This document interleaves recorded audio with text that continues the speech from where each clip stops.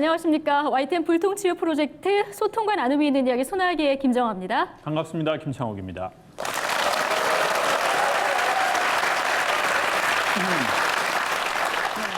자, 인생을 살아가다 보면 좋은 일도 있고 뭐 나쁜 일도 있기 마련인데요. 왜 나한테만 이런 일이 일어날까? 삶이 좀 사막 같고 오지 같고 이렇게 좀 과장되게 느껴질 때가 있잖아요. 여러분도 그런 느낌 받으실 때 있으시죠? 또 어떤 때, 누구랑 있을 때 그런 느낌을 제일 많이 받으시나요? 또 어떤 네? 직장 상사. 야근할 때, 예, 뭐 등등. 네. 고지서. 카드 고지서. 고지서가 날라올 때 삶이 오지 같죠, 오지 같다라고. 아, 그런데 지가 쓸 때는 기분 좋았잖아요. 네.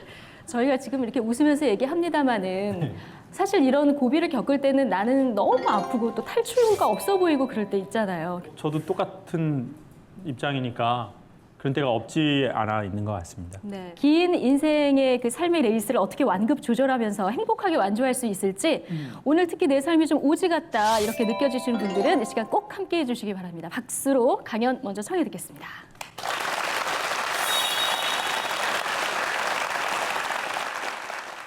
너무 힘들잖아요. 삶의 온도가 너무 높잖아요.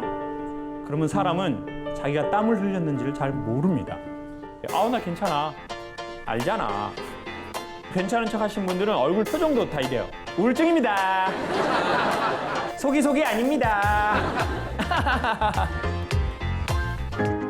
삶이 어느 날 오지에 들어섰거든요. 우리는 어떻게 이 사막을 지나갈까요? 최근에 어떤 그 사막이나 오지를 그 레이싱 하시는 레이서분을 만나서 방송을 한번 한 적이 있습니다. 근데 이분은 그 뭐 사하라나 고비 사막 이런 극단적인 사막에서 수백 킬로를 그 레이싱을 하는 일에 한 300만 원에서 500만 원을 들여서 참가하시는 분이에요. 되게 독특하죠. 여러분 그런데 혹시 가고 싶나요? 남편은 보내고 싶죠. 그 위험한 데니까. 시어머니랑 같이 이렇게 패키지 상품으로 해가지고 네? 보내고 싶죠. 다 알아요, 저도. 그런데 말입니다. 그분 페이스북에 가서 그분이 어떤 일을 했는지를 사진을 쭉 수백 장을 봤습니다. 근데 되게 놀라운 사실이 뭐냐면 그분이 오지에서 그 이렇게 막 손 발톱 이렇게 다 까지고 막 그러더라고요.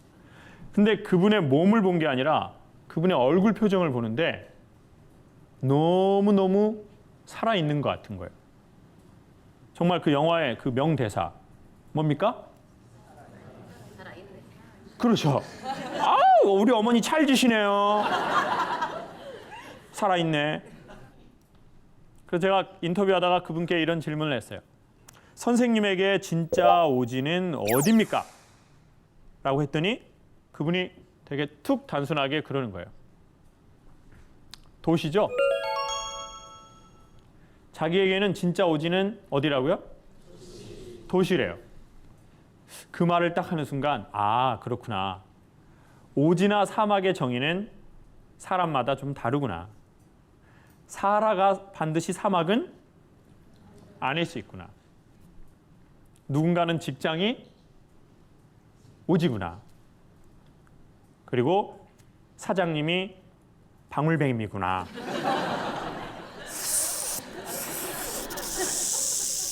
고객님은 전갈이구나.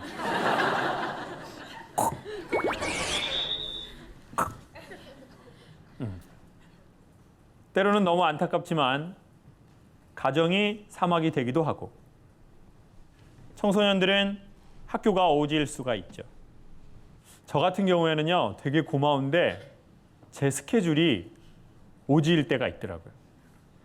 그러니까 저는 이제 좋든 싫든 2달 전에 약속된 제 스케줄을 하고 뒤져야 되거든요.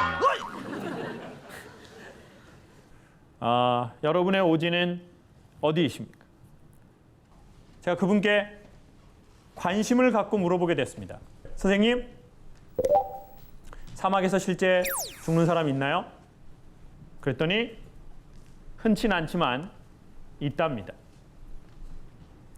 여러분 너무 이 장기적으로 레이스가 되잖아요. 그럼 사람이 지쳐요. 남자들이 말입니다. 사랑하는 아내를 위해서 자동차에 뛰어들 수 있겠냐고 물어봤어요. 90% 이상의 남자는 뛰어들 수 있겠다고 얘기해요. 그래서 다시 그 남자들에게 그러면 사랑하는 아내를 위해서 마트에 쇼핑도 해주고 옷 입을 때마다 자기야 이거 입어봐 예뻐 그건 날씬해 보여 자기야 그건 되게 좀 큐티해 보이는데 이런 거 할 수 있냐 했더니 차라리 한번 뛰어들겠다는 거예요. 차라리 한 번에 뭐 센 걸로 확 하고 싶지 사막처럼 그 긴 기간을 보내는 건 쉽지가 않아요. 병이 낫는 것도 쉽지가 않죠. 차라리 부러진 건 붙으면 되는데요. 뭔가 계속 케어해야 되는 병에 걸리잖아요. 그럼 사람이 본인도 지쳐가고 본인 주변 사람도 지쳐가요. 근데 그때 착한 사람들은 괜찮은 척을 하게 돼 있습니다. 자, 그럼 제가 질문 하나 드려볼 테니 여러분이 한번 손으로 그냥 거수만 해보세요. 나는 내 삶의 오지에 들어서서 내 삶이 되게 힘들어지는 순간에 나는 괜찮은 척, 좀 착한 사람들이 하는 행동을 좀 많이 했던 것 같다. 지금도 하고 있다. 손 한번 들어보세요.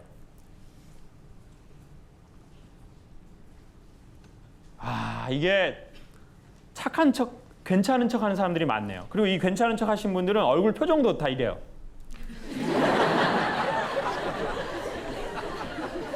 우울증입니다. 아니다. 나는 삶의 오지나 내 삶이 힘들어지면 더 뭔가 마음의 풍선에 바람을 빵빵하게 주는 것 같다. 그런 분 손 한번 들어보세요.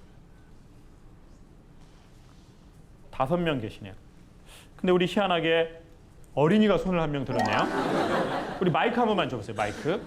아저씨한테 본인 소개 한 번만 해주세요. 보람초등학교 3학년 6반 오석준이에요. 석준이는 지금 3학년인데 살다가 힘들다고 느끼는 때가 있니? 네. 아, 그렇구나. 어떤 때가 좀 살다가 삶의 오지나 사막에 있다고 생각하니? 공부할 때요. 공부할 때? 근데 참 아저씨가 이런 얘기를 3학년하고 해도 되는지 모르겠는데 그게 참 이거 뭐 오묘하구나 석준아. 근데 공부를 스스로 해야 된다고 생각해서 힘들어? 아니면 엄마나 아빠나 주변 사람들이 공부해라고 해서 힘들어? 공부하라고 했어요. 누가 공부하라고 하니 석준이한테? 엄마가요. 엄마가 공부하라고 할 때 좀 힘들어? 네. 그래. 그럼 그때 석준이는 조금 더 센 척해? 아니요. 그러면? 저도 잘 몰라요. 어? 잘 몰라요. 그래. 아까 근데 손 들어가지고 아저씨가 물어봤는데 이렇게 되면 아저씨만 이상한 사람 되잖아. 석준이 네가 손 들어가지고 아저씨는 질문을 한 건데 아니 그냥 들지는 않았을 거예요. 석준이가. 석준이 그러면 살다가 힘들 때는 좀 엄마 나 힘들어 이렇게 얘기하는 편이니 아니면 힘든 척을 별로 안 하는 편이니? 힘들다고 얘기해요. 엄마한테? 네. 그럼 엄마가 더 채찍질하니? 아니요. 그럼 엄마가 뭐라고 해줘?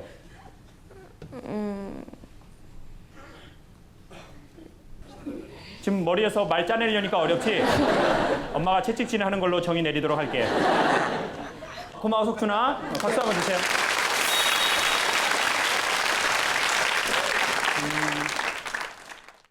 아이들은 아이들대로의 삶의 무게가 있는 것 같아요. 그 오지 전문 레이서 그분에게 제가 그래서 지혜의 조언을 구했습니다. 선생님 그럼 죽을 수도 있는데 뭘로 죽나요? 저는 무슨 뱀에 물려 죽거나 뭐 전갈에 물려 죽거나 뭐 그런 사건 사고로 죽는다고 생각했는데요. 그분 말에 의하면 사막을 경주하는 사람들의 대부분은 탈수로 죽는답니다. 목말라서. 근데 되게 흥미로운 것은 게임을 뛰면서 이 사람에게 여분의 충분한 물이 있다는 겁니다. 근데 물이 여기 있는데도 물병이 있는 채로 죽는 거예요. 이해가 안 되더라고요. 그래서 그게 어떤 의미입니까? 했더니 강사님 사막이 몇 도인지 아세요? 37도에서 45도 막 이렇게 올라갑니다. 그리고 습기가 없습니다. 그러니까 사람이 땀을 흘려요. 그럼 순간 어떻게 돼버릴까요? 말라버린 거예요. 자, 이게 바로 포인트입니다. 삶이 너무 힘들잖아요. 삶의 온도가 너무 높잖아요. 그러면 사람은 자기가 땀을 흘렸는지를 잘 모릅니다. 금방금방 말라버리니까요. 그래서 목마름을 모른다는 거예요. 여러분, 이게 되게 아이러니 아닙니까? 그래서 제가 물어봤습니다. 선생님, 그러면 어떻게 하면 이 오지에서 목마름으로 죽지 않고 살아남을 수 있을까요? 그랬더니 그분이 아주 간단한 비법을 얘기해 줬습니다. 시간을 정해놓고 아니면 다리의 보폭수로 물을 마시는 거랍니다. 근데 조건은 이겁니다. 그때 목마르다고 느끼든 느끼지 않든. 이게 지혜인 것 같아요. 여러분, 삶은 가끔, 그리고 꽤나 자주, 아니면 지금도 오지와 같을 수 있습니다. 그래서 제가 그 오지 레이서 그분께 들은 것으로 여러분께 추천하고 싶은 것은 우리 삶에 물이 될 만한 것이 무엇인지를 우리가 알고 있으면 좋다는 거예요. 자기의 마음의 생수가 되는 게 무엇인지를 알고 있으면 사막을 넘기기에 좋다는 거죠. 그리고 그것을 땡길 때, 목마를 때 마시는 것이 아니라 때에 맞춰서 하는 거죠. 그게 한 달이든 한 주든 아니면 하루에 한 번이든 자기한테 가장 잘 맞는 그걸 골라서 하는 거예요. 그리고 두 번째로 소개해 드리고 싶은 거는 사람이 목마를 때 배고픈 줄 알고 먹는 경우가 있다는 겁니다. 그러면 들어가는 것 같아서 지금 당장은 충족되지만 목마름이 더 심각해지죠. 그게 약간 부모님이 아이들과 제대로 놀아주지 못하면 미안해서 보상을 해주시는 게 있는 거예요. 핸드폰을 좋은 걸로 바꿔준다든지 엄마를 바꿔준다든지 이런 보상을 자꾸 해주려고 그래요. 네? 그래서 그 노래 있지 않습니까? 우리가 무엇을 생각하는지 어른들은 몰라요.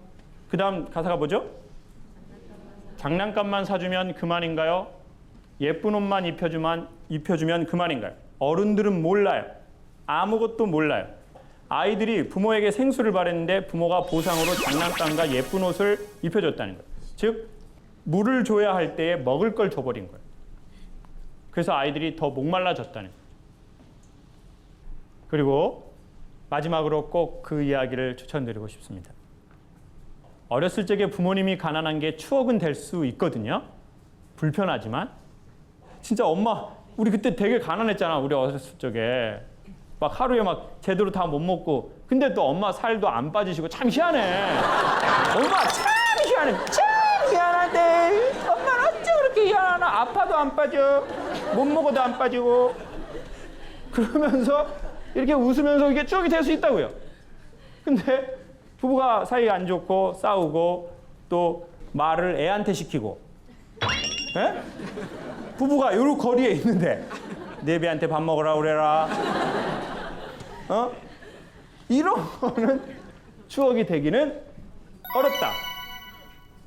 그건 대부분 상처예요. 삶이 어느 날 우리의 의지와 상관없이 사막이 될 때가 있거든요.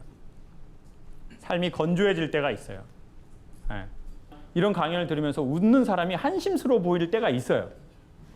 야, 참 저 인간들은 뭐 이렇게 세상이 웃기냐? 참 속도 좋다. 왜냐? 우리의 마음이 건조해졌거든요. 그때 우리는 자기만의 생수를 갖고 있다면 좋겠습니다. 누구에게는 종교가 될 수 있고, 누구에게는 자연, 누구에게는 자기만의 조용한 시간. 근데 자꾸 우리가 그것을 쇼핑과 혼동한다든지. 네? 지금 웃는 분들은 아멘이라고 하시는 거거든요. 아, 나 생수 주문했는데. 오늘 택배로 생수 왔을 텐데. 그리고 너무 삶이 힘들다면 우리가 의지를 좀 지식을 써야 하는 것 같아요. 그래, 하루에 한 번은 물을 마시자. 그래, 3일에 한 번은 물을 마시자. 엄청난 대단한 것이 아니라 한 컵의 물 정도를 우리의 목마름을 따라서가 아니라 시간을 따라서나 삶의 보폭을 따라서 한 잔씩 마시고, 그리고 그분들이 그 경황이 없으면 우리가 옆에서 한 모금의 물을 그분들의 발걸음에 맞추어서 한 잔씩 이렇게 놔둬주는 게 친구고 가족이고 좋은 공동체 멤버라고 생각합니다.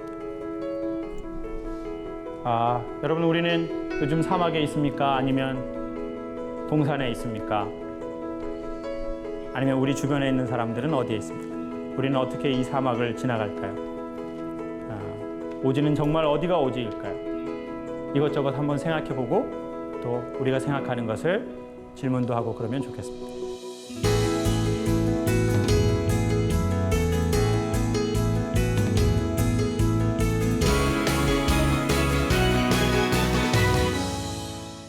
교수님 아까 오지레이서 얘기해 주셨는데 혹시 교수님도 뭐 오지레이스를 해본 경험이 있으신가요? 저는 레이스는 아니었고요. 네. 아프리카에 대학생 때 탄자니아 한 번, 에티오피아 한 번. 그때 가서 말라리아에 걸렸습니다. 웃으면 안 되는데. 이런 식이죠. 아니, 말라리아 걸리면 웃는 겁니까, 사람들이? 참나, 이게 어떻게 되는 거야? 아니, 말라리아 걸려서 그러면 이래야 되는데. 아니, 이게 왜 이렇게 되는지 모르겠네요. 저도 모르겠는데 웃음이 나오네요. 네. 스트레스 해소나 절망을 극복하는 습관에 대한 설문조사 결과가 있더라고요. 네. 1위가 역시 저도 이걸로 푸는데요. 잠. 잠으로 푸시는 분들이 제일 많고요. 두 번째가 기분 좋은 취미 활동. 그 다음이 이제 뭐 술, 운동, 사우나 뭐 이런 순위 올랐다고 하는데요. 교수님은 혹시 스트레스 쌓일 때 어떻게 푸세요? 텃밭 가꾸기라. 그러면 저 상추 심고 뭐 고추 심고 이래서 저녁에 따서 드시고 이런 거 하시는 거예요? 근데 이제 뭐 야. 앵두나무하고 뭐 이렇게 그 블루베리 하고 이렇게 한 7만 평 정도 이렇게. 아니, 그거 아니면 텃밭도 아니잖아요. 그게 뭐 텃밭입니까? 저 아침에 일어나서 헬기로 이렇게 텃밭 이렇게 두고. 근데 제가 그걸 하면서 뭘 느꼈냐면요. 네. 강의나 이런 건 생각을 많이 해야 되고 사실 머리를 계속 쓰는 거지 않습니까? 네. 이게 땅을 이렇게 하거나 호수로 물을 주거나 열매를 따거나, 그게 저는 개인적으로 그 순간에 아무 생각을 안 하게 되고 그냥 오로지 이 순간 단순하게 여기에만 있는 것 같더라고요. 그렇죠. 내가 정성과 노력과 시간을 들인 거니까요. 네, 그리고 네. 또 이렇게 그 블루베리랑 이런 거 7만 평의 네. 블루베리 앵두나무. 그래서 따서 뭐 이렇게 쫙 돌리고 뭐 이러거든요. 또 오시면 저희 방청객 선물로 블루베리와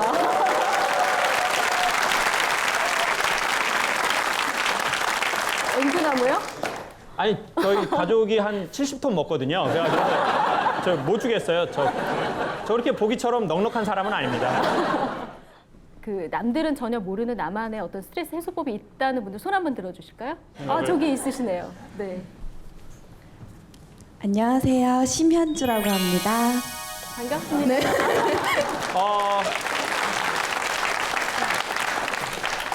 일단 우리 선생님 목소리에 많은 분들이 스트레스를 받으셨고요. 자, 선생님 어떤 방식으로 스트레스를 좀 해소하세요? 저는 두 가지 방법이 있는데요. 첫 번째는 목욕탕에 가서 세신을 받아요. 때밀이. 근데 그게 이루 말할 수 없는 환상이거든요. 두 번째는 좀 하루 날을 잡아서 책을 한 권 사요. 좀 인생 지침서 같은 책을 사서 우리 스님들 책이나 멈추면 비로소 보이는 것들 이런 책을 사서 제 책은 안 샀죠? 네. 네, 그래서 책을 사서 카페에 가서 하루 종일 그 책을 조금 한 권 다 읽고 오는 두 네, 가지. 이제 앉으십시오. 네. 앉아서 멈추십시오. 아니, 제 책이 나올 때 혜민 스님 그 책이랑 같이 나와서 제 책은 안 팔렸거든요. 근데 저렇게 구체적인 방법을 알고 계시고 갖고 계시다는 게 참 대단한 것 같아요. 그러니까요. 굉장히 밝으세요. 네, 네. 아유. 첫 번째 그 목소리 뉘앙스만 바꾸면 더 좋은 인간관계가 있지 않겠나라는 생각을 살포시 하게 됩니다. 네.